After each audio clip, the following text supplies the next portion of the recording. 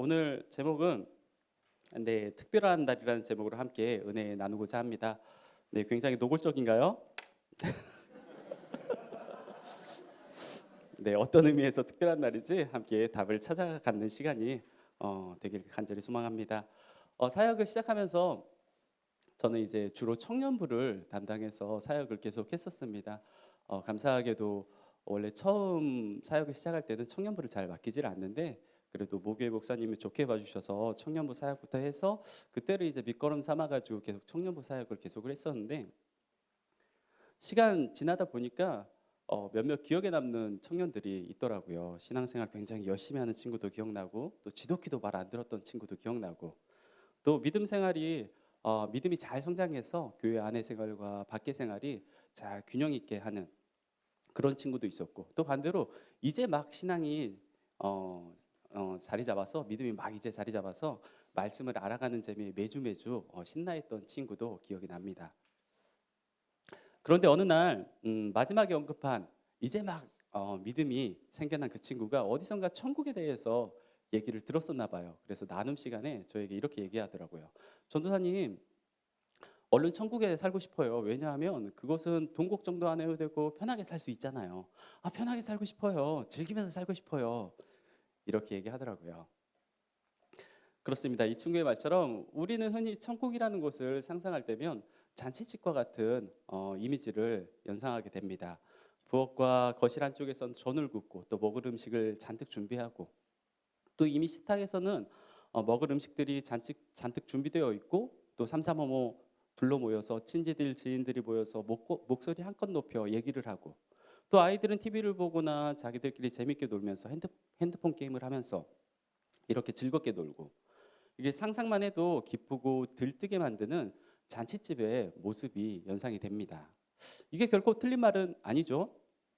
하나님 나라 천국은 바로 이렇게 매일같이 축제가 열리는 잔치집과 같습니다. 그리고 하나님께서는 이렇게 영원한 축제가 열리는 그 잔치집에 우리를 초청하고 계시는 것이죠. 그날이 언제일지 모르겠지만 믿음을 가진 우리가 하나님 앞에 서게 되는 그날 우리는 하나님의 그 나라를 유업으로 받게 되고, 고통과 죽음, 낙심, 절망 등과 같은 이 어려움으로부터 영원히 벗어나 영원한 기쁨을 맛보면서 그렇게 영원을 살아가게 될 것입니다. 그런데 과연 이렇게 고통 없는, 또 낙심 없는, 절망 없는, 또 어려움이 없는 영원한 기쁨과 즐거움이 있는 그 하나님 나라가 우리가 이 세상을 떠나는 날, 즉 죽음 이후에만 경험할 수 있는 그런 것일까요? 잔치집과 같은 하나님 나라가 단순히 지금 현실과는 너무나도 동떨어져 있는 먼 미래에만 경험할 수 있는 그런 나라일까요? 성경의 증언에 따르면 하나님 나라는 먼 미래에만 경험할 수 있는 것이 아닙니다. 잔치집과 같은 하나님 나라는 이 땅, 우리 가운데 이미 들어와 있는 나라입니다.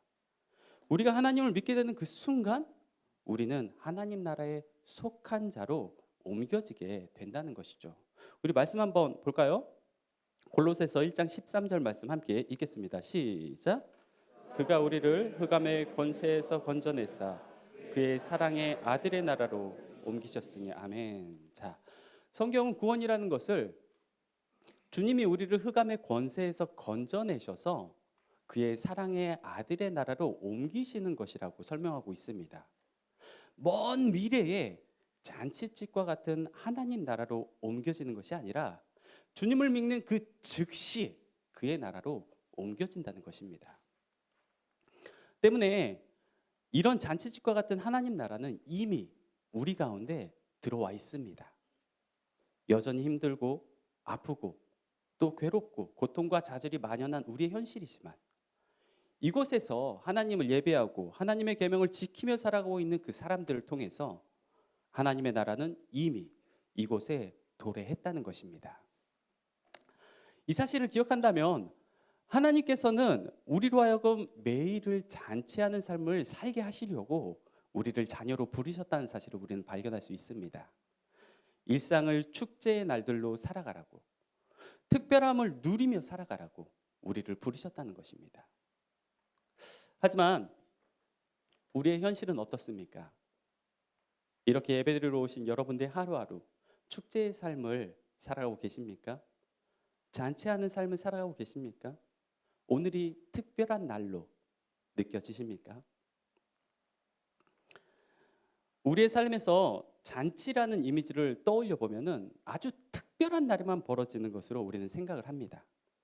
일상의 대부분은 잔치하는 삶과는 거리가 먼 그저 오늘의 하루가 어제의 연장선이라고 생각을 합니다. 우리가 살고 싶은 혹은 살아내야 하는 그런 삶이 결코 아니라는 것이죠. 그렇다면 어떻게 해야 이렇게 평범한 하루를 하나님이 원하시는 그 잔치하는 삶으로 특별한 날로 우리가 살아갈 수 있을까요? 이 질문에 대한 답을 찾기 위해서 우리는 오늘 본문에 기록되어 있는 탕자의 비유를 살펴보려고 합니다. 네, 오늘 본문에서 우리는 어느 아버지가 베푸는 이상한 잔치의 그 현장을 목격할 수 있습니다. 우리가 생각하는 일반적인 잔치가 아니라 조금은 이해하기 힘든 잔치의 모습이 우리에게 목격이 됩니다. 잔치집의 전체적인 분위기도 이상하고 또 즐거움과 기쁨이 가득해야 될 그 잔치집에 갈등이 발생하는 해프닝도 벌어집니다. 본문에 소개되고 있는 그 잔치는 잔치가 열리게 된 그 이유부터가 이상합니다. 우리가 흔히 생각하는 경사스러운 일, 다시 말하자면 취업이나 결혼, 출산과 같은 집안의 이런 경사스러운 일로 인해 열리는 잔치가 아니라는 말입니다. 본문의 잔치는 무엇 때문에 열렸죠? 본문의 잔치는 집 나간 둘째 아들이 돌아와서 열리게 된 잔치입니다. 만약 여러분들이 이 집안의 사람이라면 주변 사람들에게 이 상황을 뭐라고 설명하면서 이 잔치에 그들을 초대하시겠습니까? 집 나가는 우리 아들이 돌아왔습니다. 유산 미리 받아가지고 나갔는데 흥청망청 다 써버리고 거짓걸로 돌아왔습니다.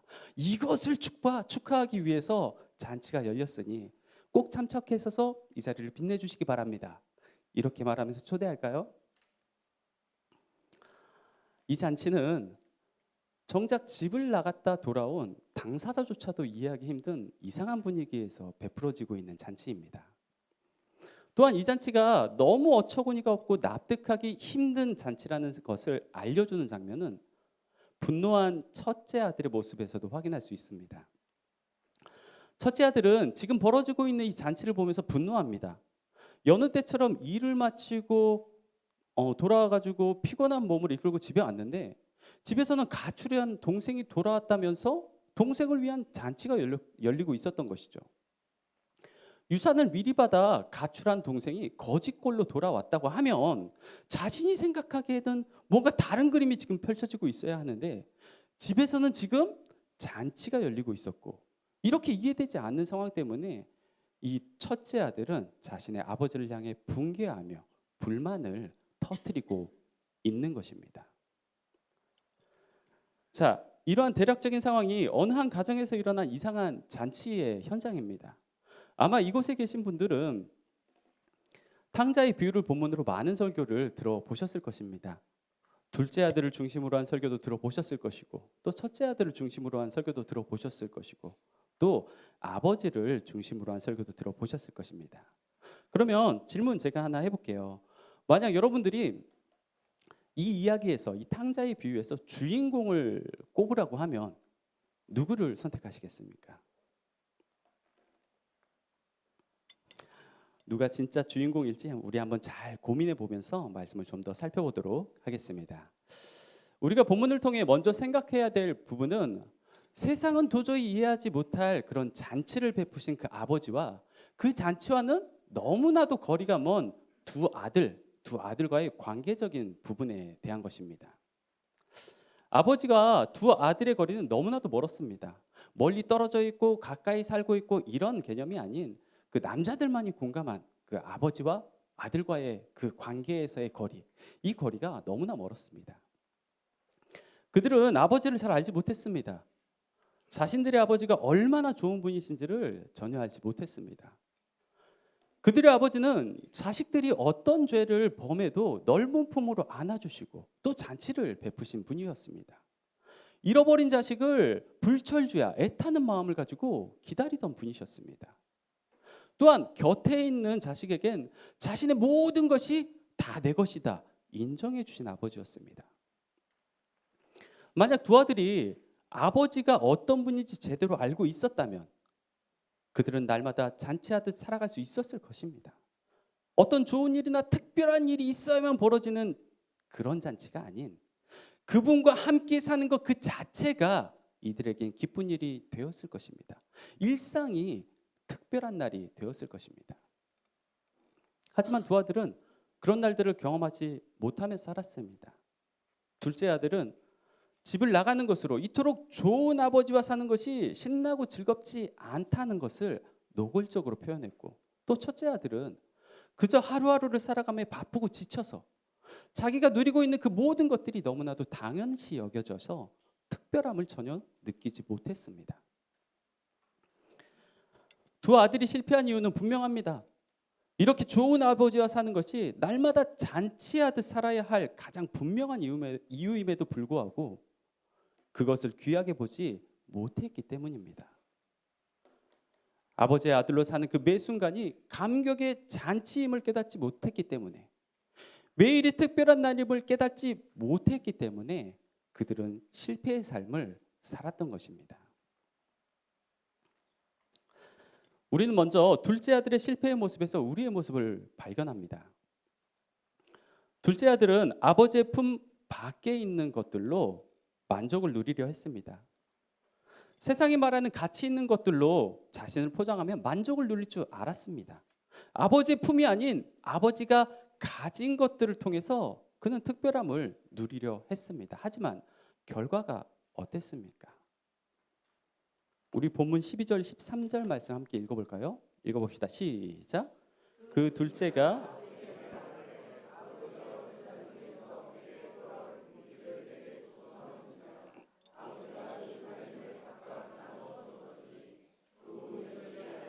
둘째 아들이 재물을 다 모아가지고 먼 나라에 가 거기서 허랑방탕하여 그 재산을 낭비하더니, 둘째 아들은 아버지의 품이 아닌 아버지가 가진 것, 즉 물질을 통해 매 순간을 만족과 특별함을 누리려 했습니다.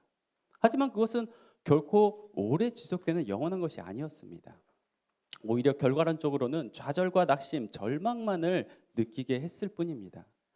그가 기대했던 특별함은 오래 유지되지 못했다는 것이죠. 처음에는 영원할 것만 같았던 그 세상에 가치 있는 것들이 사실은 헛되고 헛된 것임을 그는 몸소 체험하게 된 것입니다.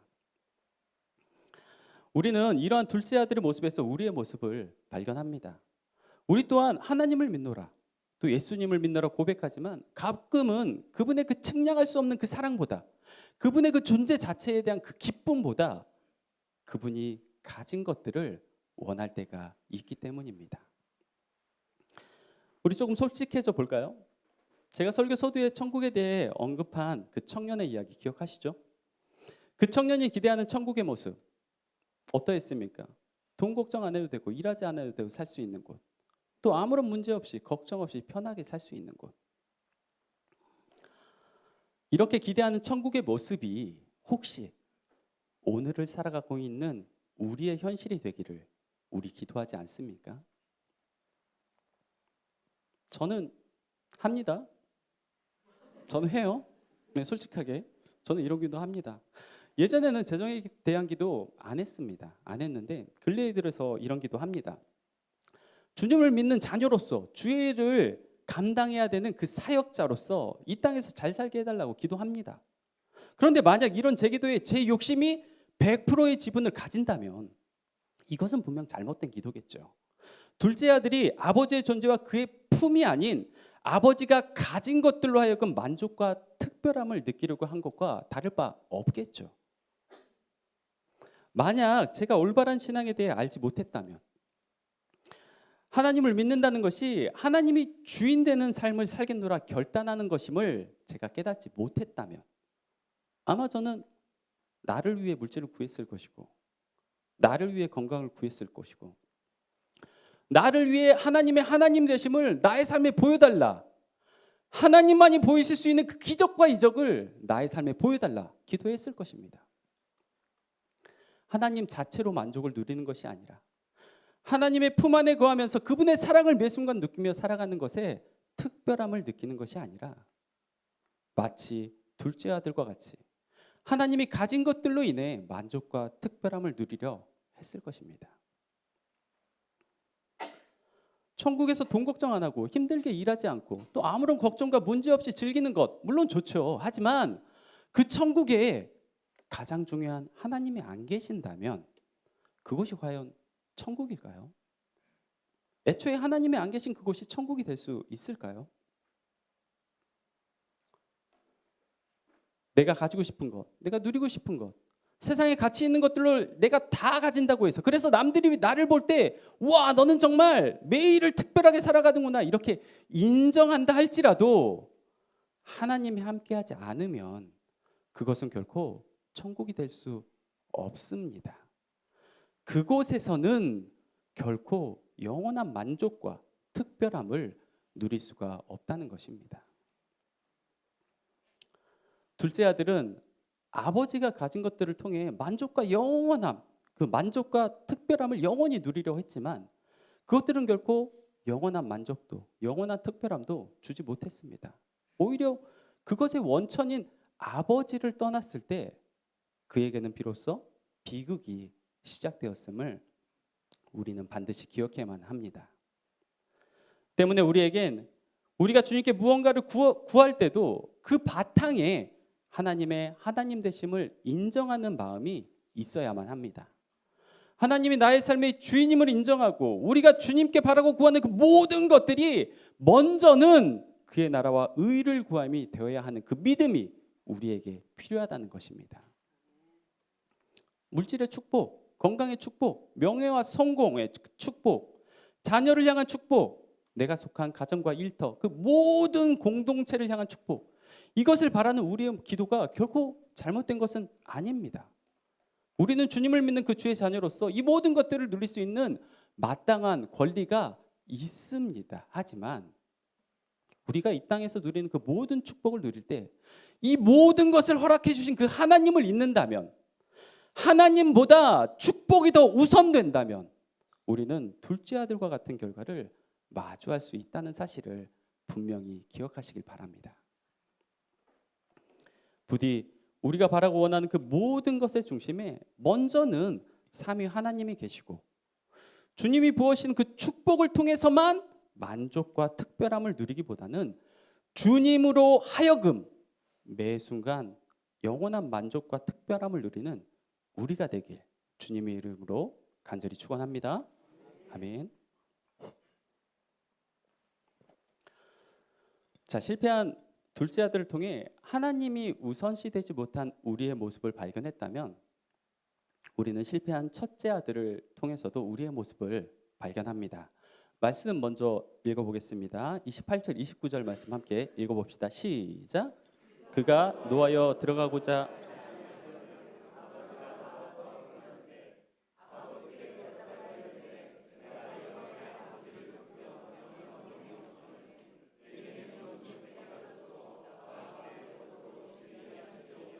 아멘. 우리 31절 32절도 한번 읽어볼까요? 시작. 아버지가 이르되 예 너는 항상 나와 함께 있으니 내 것이 다 내 것이로되 이 내 동생은 죽었다가 살아났으며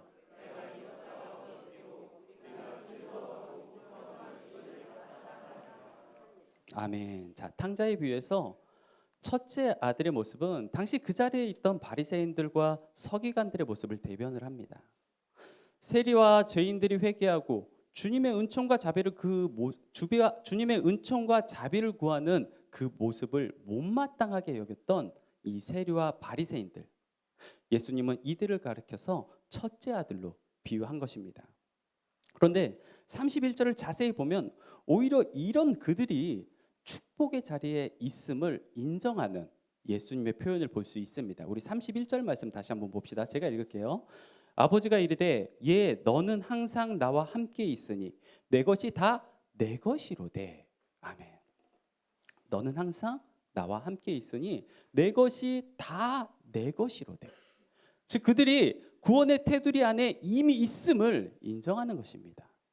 마치 마태복음 15장에서 귀신 들린 딸을 고쳐달라고 예수님께 소리를 지르던 그 가나안 여인에게 자녀의 떡을 취해서 개들에게 던짐이 마땅하지 않다. 이렇게 말씀하심으로 유대인이 우선이라는 것을 분명히 하신 것처럼 첫째 아들을 향해서도 예수님은 이와 마찬가지의 모습을 보이신 것입니다. 하지만 이렇게 축복의 자리에 있던 그 첫째 아들이 보인 모습 어떠했습니까? 둘째 아들이 아버지가 가진 것들로 하여금 만족과 특별함을 누리지 못했다면 첫째 아들은 동생의 그 과거의 행적을 토대로 그가 축복을 받을 자격이 있는지 없는지를 판단하면서 아버지가 지금 베풀어주고 있는 그 특별함이 그에게는 과분하다 여겼습니다. 나는 여러 해를 아버지를 섬기고 아버지의 명령을 한 번도 어긴 적이 없습니다. 자신은 받을 자격이 있다고 주장하며 자격 없는 자가 축복의 테두리 안으로 들어오는 것을 두고 혈기를 부른 것입니다. 오직 자격 있는 자만이 누릴 수 있는 축복이다 주장하는 것과 마찬가지인 것이죠. 하지만 과연 주님이 우리에게 부으신 그 은혜와 축복의 그 특별함이 자격 있는 자들에게만 주어지는 것일까요? 우리는 때로 주님이 우리에게 일방적으로 주신 그 구원과 축복의 선물들에 대해 오해할 때가 있습니다. 내가 신앙생활 열심히 해서 받은 것으로, 내가 열심히 예배드리고 또 기도함으로 받은 것으로, 내가 남을 열심히 돕고 선한 일에서 받은 것으로 오해할 때 있습니다. 나의 공로로 얻은 선물이다 오해할 때 있습니다. 이게 전부가 아닙니다. 때로는 교회 내에서의 봉사와 헌신을 통한 정당성을 요구하기도 합니다. 내가 이만큼 했으니 이 정도의 대우를 받는 것은 당연하다 생각할 때 있습니다. 제가 과거의 사역 현장에서 이런 경험이 있었어요. 사역하던 그 교회가 이제 새롭게 조성된 도시에 교회를 새롭게 건축하려고 할 때 목사님께서는 이제 성도들에게 건축 헌금을 부탁하시면서 각자가 앉을 자리를 생각하며 함께 건축에 힘쓰자라며 성도들을 독려했습니다. 시간이 지난 후에 건축은 잘 마무리가 되었고 또 새롭게 조성된 도시이기 때문에 이제 그곳에 있는 사람들을 초청하고자 VIP 초청 잔치를 계획해서 지역사회의 교회를 홍보하는 것은 물론 그렇게 첫 예배를 멋지게 하나님께 예배를 드리자 계획을 세웠습니다. 여기까지는 아무런 문제가 없었어요. 성도들도 한 마음 한 뜻으로 이 일에 동참하고 교회를 위해 열심히 한 마음으로 마음을 모았습니다. 그런데 VIP 초청잔치 당일날 전혀 예상치도 못한 부분에서 문제가 생긴 거예요. 홍보가 너무 잘 됐던 걸까요? 아니면 새롭게 조성된 도시의 그 특이점 때문이었을까요? VIP 초청잔치에 너무나도 많은 사람들이 와서 좌석이 부족한 상황이 펼쳐지게 된 겁니다. 그래서 사역자들과 중직자들이 급하게 이제 부랴부랴 간이 의자를 가지고 성도들이 앉을 수 있는 자리를 마련했습니다. 자, 여기서 질문할게요. 자, 여러분들이 만약 이 상황을 대처하는 사역자나 중직자들이라면 이 상황에서 간이 의자에 누구를 앉히시겠습니까? 심각한 문제인가요, 지금? 간이 의자에 누구를 앉히실 거예요? 누구를 앉히실 겁니까? 오늘 처음 교회를 방문한 VIP들을 앉히실 거예요? 아니면 기존의 성도들에게 양해를 구하고 그들을 이 자리로 인도할까요? 누구를 앉히시겠습니까? 기존 성도들, 감사합니다. 저희 상식은 틀리지 않았네요. 역시. 아마 대부분은 VIP 초청으로 오신 새로운 분들을 편한 좌석으로 안내하고 기존의 성도들에게는 양해를 구하면서 간이 의자로 안내할 것입니다. 하지만 사역자들의 이런 대처에 몇몇 분들이 불평불만을 털어놓기 시작했습니다. 아니, 우리가 헌금한 돈으로 세워진 교회이고 좌석들인데 처음 예배드리는 이날 간이 의자에 앉아 예배를 드리는 것이 맞냐? 나도 좋은 자리에 앉아 하나님께 멋지게 예배드리고 싶다. 불평하기 시작했습니다. 이 부분 어떻게 생각하시나요? 물론 이해가 안 되는 거 아니었습니다. 성전 건축을 위해 열심히 기도하고 또 물질과 마음으로 뜻을 모으고 그렇게 완성된 교회에서 드리는 첫 예배, 그 감격의 순간, 그 특별함을 누리고 싶어하는 그 마음 이해가 안 되는 것 아니었습니다. 하지만 하나님께서 그들이 그 상황에서 어떻게 반응하길 원하셨을까요? 얘야, 너희가 헌금하고 기도하고 마음 모았으니까 너희가 좋은 자리에 앉아 예배하는 게 맞다. 그 특별함을 너희가 누려라. 이렇게 말씀하셨을까요? 아니겠죠. 오히려 VIP들을 위해서 내 것이라 여겨지는 것도 내어주는 것이 특별함을 누리는 방법이다. 이렇게 얘기하지 않으셨을까요? 오늘 본문의 첫째 아들 역시 마찬가지입니다. 아버지는 그에게 분명히 말합니다. 너는 나와 함께 있으니 내 것이 다 내 것이다. 하지만 첫째 아들은 일상을 특별함으로 만들어갈 그 넉넉함을 이미 가지고 있었음에도 불구하고 그 은혜의 선물들을 깨닫지 못했습니다. 오히려 나는 여러 해를 아버지를 섬기고 아버지의 명령을 한 번도 어긴 적이 없습니다. 라고 불평을 토하면서 그가 누리던 모든 것이 자신의 노력으로 얻어진 것이라 착각하며 그렇게 살아갔습니다. 여러분, 오늘 본문에 나타난 두 아들의 모습은 우리의 모습을 대변하고 있습니다. 우리 또한 아들의 입장에서 하나님과의 그 관계 안에서 실패한 삶을 살아갈 때 있다는 것입니다. 우리는 너무 귀한 것들을 선물로 가지고 있음에도 불구하고 그것들에 이미 익숙해져 버림으로써 그 가치를 잊고 살 때가 있습니다. 우리에게 오늘 하루를 허락하여 주시고 우리를 위해서 오늘도 일하시고 또 우리를 위해서 자신의 그 하나뿐인 아들도 죽음으로 내모시고 그 아들의 죽음으로 말미암아 우리를 자녀 삼아 주시고 단지 구원받았다는 사실 하나에 우리는 이 귀하고 가치 있는 사실들을 잊어버립니다. 이미 받았기 때문에 이 선물들은 너무나도 당연한 것이 되었고 그것의 중요성을 우리는 잊고 살아갈 때 있습니다. 매일 로또를 사서 1등이 당첨되기를 간절히 바라고 기대하는 마음으로 우리는 살아가지만 하나님께로부터 이미 받은 것들, 우리가 누리고 있는 것들에 대해서는 감사의 마음 없이 당연한 것으로 여기며 살아갈 때가 있다는 말입니다. 사랑하는 여러분, 날마다 우리에게 놀라운 은혜의 잔치를 베풀어 주시는 우리 하나님으로 인해 일상을 기뻐하는 삶을 살지 못한다면, 일상에서 만족과 특별함을 발견하지 못한다면 우리는 우리 생에 있을 몇 번의 그 특별한 잔치만을 생각하면서 오늘 하루를 무기력하게 살아갈 뿐입니다. 부디 실패한 두 아들의 길을 따르지 않길 바랍니다. 실패한 두 아들의 길을 따르지 않고 주님이 우리에게 베푸신 그 은혜의 선물들, 이미 받은 그 소중한 것들로 인해 하루하루 매 순간을 잔치하는 삶으로 살아가길 주님의 이름으로 간절히 축원합니다. 아멘. 자, 지금까지 실패한 두 아들의 삶을 통해 우리의 실패를 발견했다면 이제 우리는 실패를 성공으로 바꿀 또 다른 삶에 주목을 해야 됩니다. 이 이야기의 진짜 주인공의 삶에 주목을 해야 된다는 것이죠. 마지막으로 생각해 볼 부분은 또 다른 아들의 삶입니다. 질문할게요. 오늘 본문인 탕자의 비유에서 아들은 모두 몇 명입니까? 아들은 모두 몇 명이죠? 2명입니까? 우리 말씀 볼게요. 누가복음 15장 3절 말씀 함께 읽어봅시다. 시작.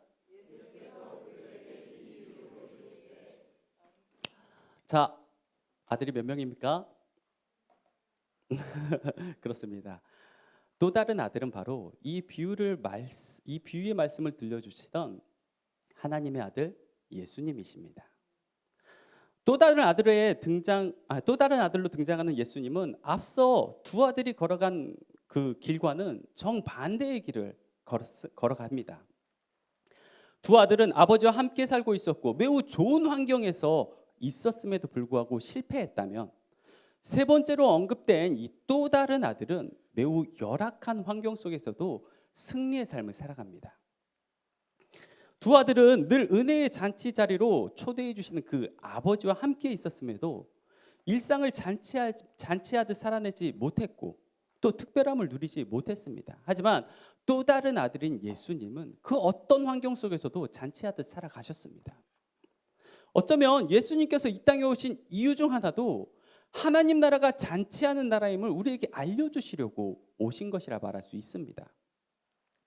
요한복음에 보면 예수님께서 이 땅에 오셔서 가장 처음 기적을 보이신 곳이 바로 혼인잔치집이신데, 그곳에서 우리 주님은 물이 포도주로 변하는 기적을 통해서 잔치집의 그 기쁨이 중단될 그런 위기의 순간을 계속해서 음악이 흐르고 또 기쁨의 노래가 흘러넘칠 수 있도록 해주셨습니다.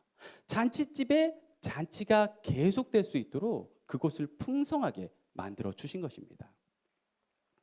또한 예수님은 십자가를 앞에 두고서도 다음과 같이 고백을 합니다. 요한복음 17장 13절 말씀입니다. 제가 읽겠습니다. 지금 내가 아버지께로 가오니 내가 세상에서 이 말을 하옵는 것은 그들로 내 기쁨을 그들 안에 충만히 가지게 하려 함이니이다. 아멘. 십자가의 고통, 그것은 생각만 해도 끔찍한 것인데 이것을 앞둔 예수님께서는 기쁘다고 말씀을 하십니다. 십자가라는 그 최악의 환경을 만나고 계심에도 불구하고 또 다른 아들은 하나님 아버지, 그 아버지 안에서 기뻐하고 계신다는 것입니다. 즉 일상을 잔치하는 삶으로, 일상을 특별한 날로 살아가고 계신 것이죠. 아니, 살아내고 계신 것입니다.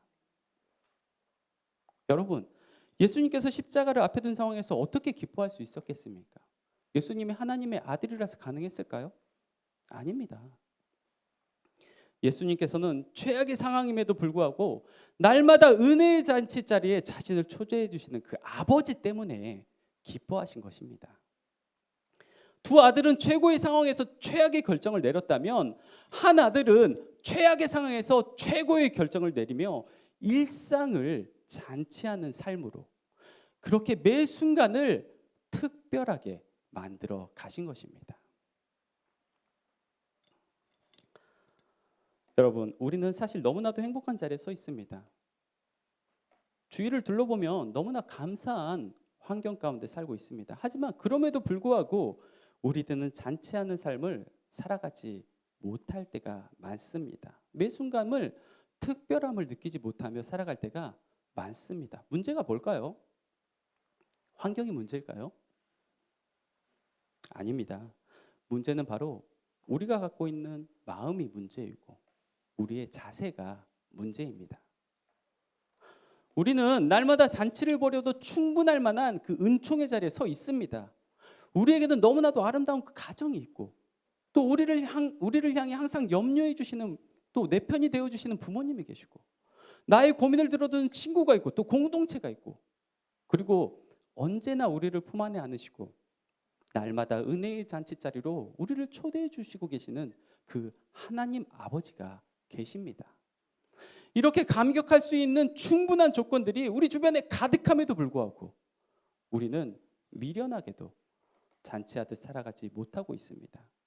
그것을 깨닫지 못한 채 문제가 해결되어져서 벌어질 그 잔치만을 꿈꾸고 또 승진을 해서 벌어지는 그 잔치만을 꿈꾸고 뭔가 특별한 일을 통해서만 벌어질 그 잔치만을 꿈꾸면서 우리는 살아가고 있다는 것입니다. 이것이 바로 우리의 문제입니다.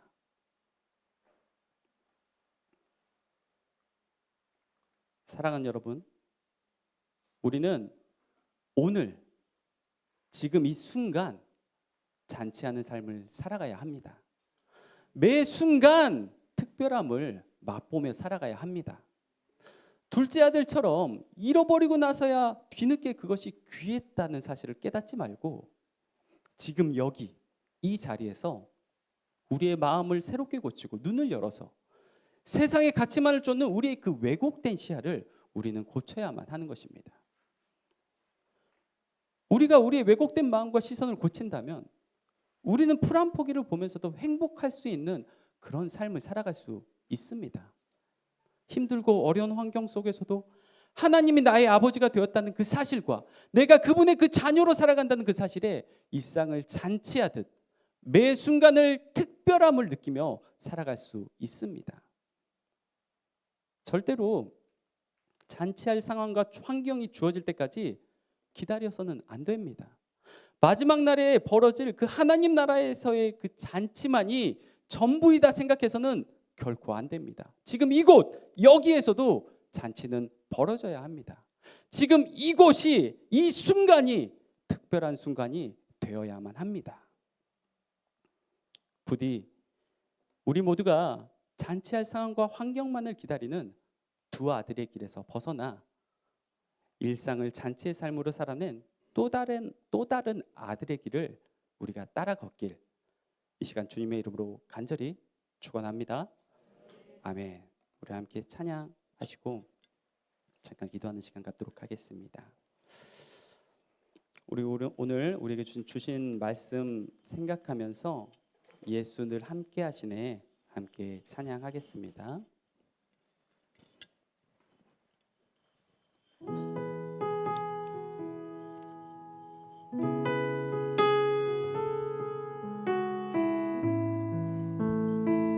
함께 고백합시다. 고단한 인생길 고단한 인생길 힘겨운 오늘도 예수 내 마음 아시네. 지나간 아픔도 마주할 세상도 예수 내 마음 아시네. 다시 한번 고단한 인생길 고단한 인생길 힘겨운 오늘도 예수 내 마음 아시네. 지나간 아픔도 마주할 세상도 예수 내 마음 아시네. 믿음의 눈 들어 믿음의 눈 들어 주를 보리. 이 또한 지나가리라. 주어진 내 삶의 시간 속에 주의 뜻 알게 하소서. 이번에 고백할 때는 하루를 살아도 기쁨으로 가리. 예수 늘 함께 하시네. 후회도 염려도 온전히 맡기리. 예수 늘 함께. 다시 한번 고백할까요? 하루를 살아도 기쁨으로 가리. 예수 늘 함께 하시네. 후회도 염려도 온전히 맡기리. 예수 늘 함께 하시네.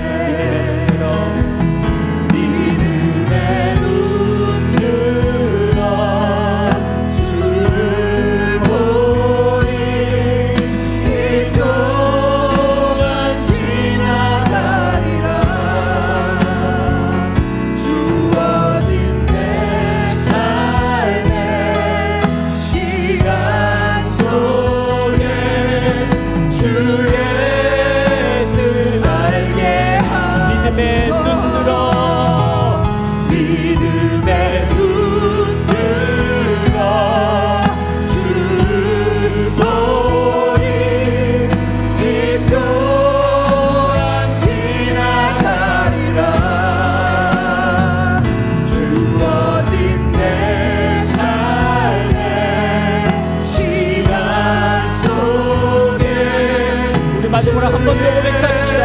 믿음의 눈 들어 믿음의 눈 들어 주를 보리. 이 또한 지나가리라. 주어진 내 삶의 시간 속에